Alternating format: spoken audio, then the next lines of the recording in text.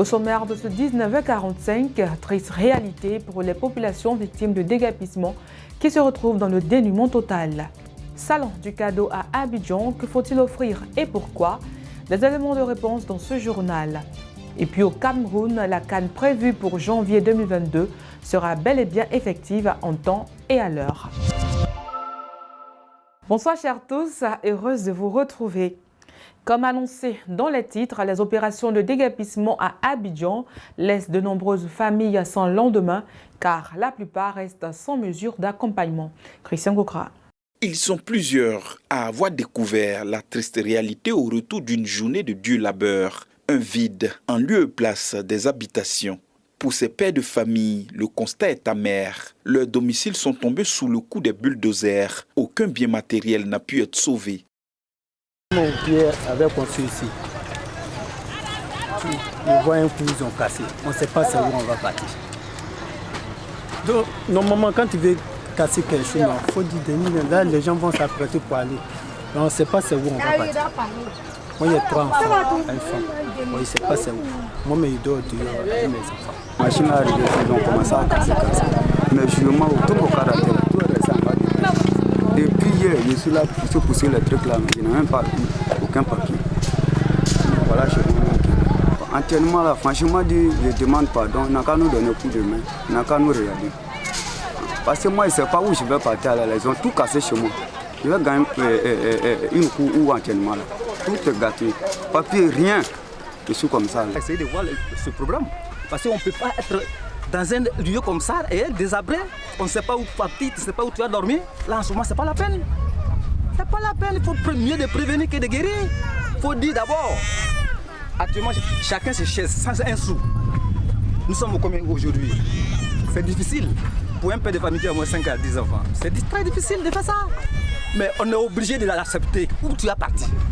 Tu ne peux pas contre l'État. Un projet de déguerpissement initié pour certains par les autorités municipales des communes du district d'Abidjan. Plusieurs quartiers dont Yopougon-Banco Nord, Koumassifani, Benjéville et Cocody Blocos ont été le théâtre de la désolation des populations. Si plusieurs familles ont reçu des primes de recasement, certains par contre squattent encore les lieux. Si certains sont laissés pour compte par ces opérations de déguerpissement, d'autres, la peur au ventre, l'attendent en ne sachant pas à quel sein se vouer. La raison est qu'il faut élargir les emprises du métro qui au départ étaient de 50 mètres et doivent aujourd'hui être élargies à 200 mètres. Une situation douloureuse à vivre pour les habitants vivant dans la zone, notamment à Agnaman, qui depuis l'annonce de l'État au début du mois ne partage que tristesse et inquiétude au quotidien. Hier lundi, le ministère de l'Hydraulique a exprimé sa satisfaction pour les grands projets d'adduction d'eau potable. Au cours d'un atelier bilan, pour la directrice de la coordination des projets au ministère de l'Hydraulique, Mme Abbé Thérèse Kofi, les populations profiteront désormais d'eau potable en abondance car 38 projets majeurs sur les 64 inscrits dans le plan de développement national PND 2021-2025 ont un taux d'exécution financier de 80% et un taux physique de 70%.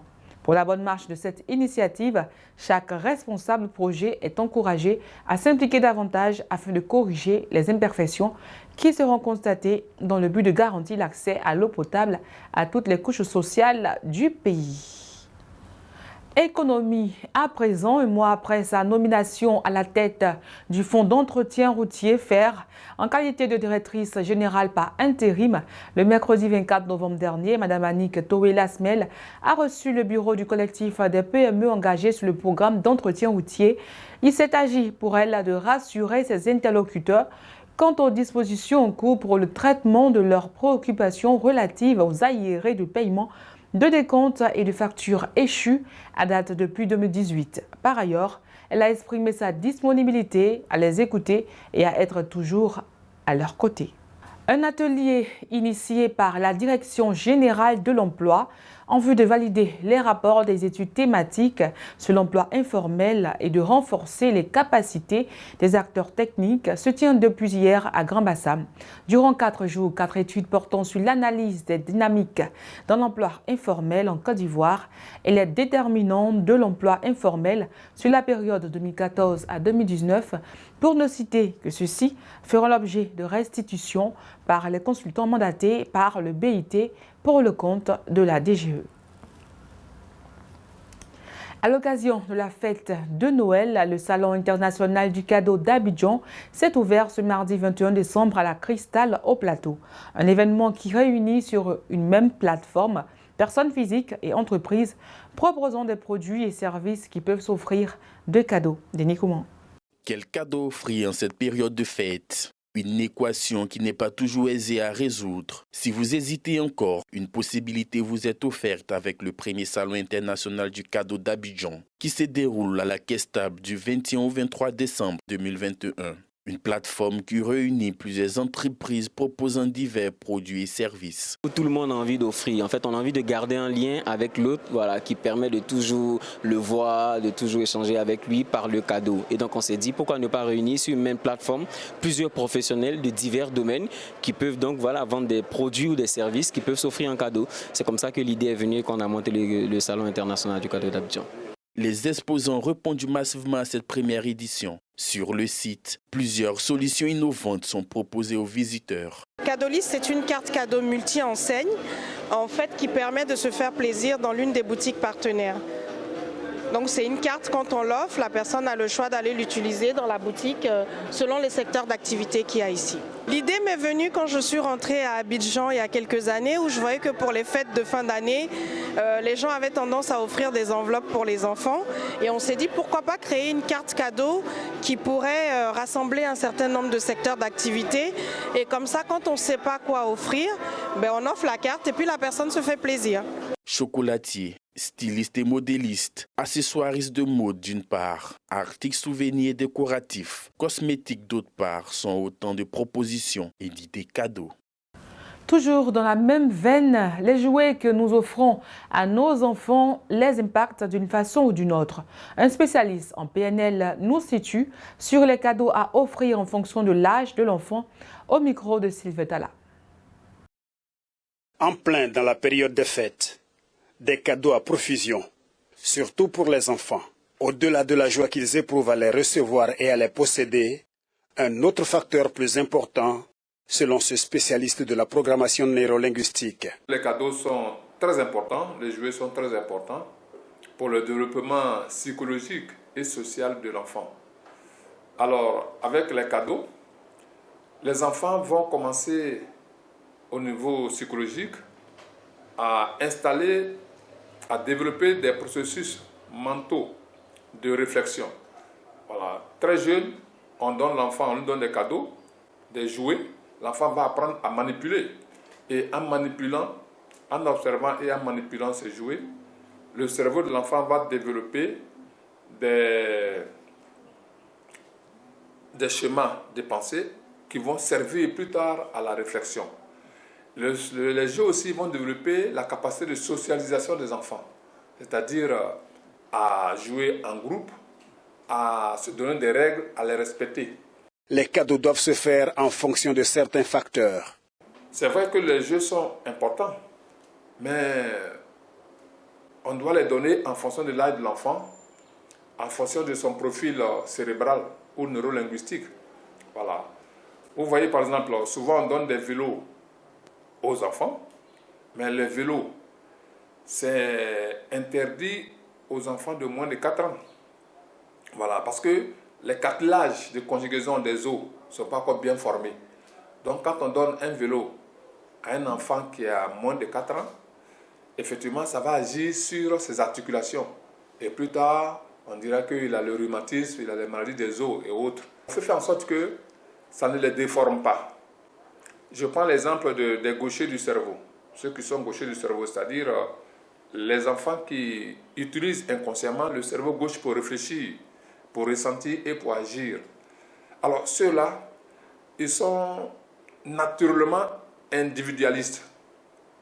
Voilà, naturellement individualistes. Alors, à ceux-là, il faudra donner des jeux collectifs. Voilà, c'est-à-dire qu'il va les amener à collaborer avec les autres. Par exemple, un baby-foot, l'enfant ne pourra pas jouer seul.